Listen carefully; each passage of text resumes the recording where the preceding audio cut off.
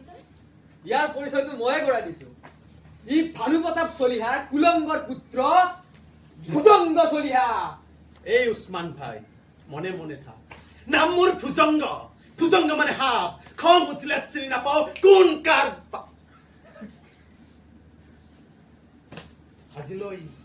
আজিলৈ আমাৰ মোলাকাত ইমানতে সামৰিছো।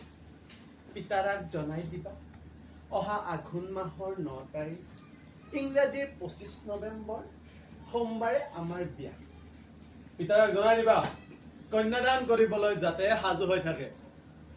আৰু যদি কন্যাদান নকৰে?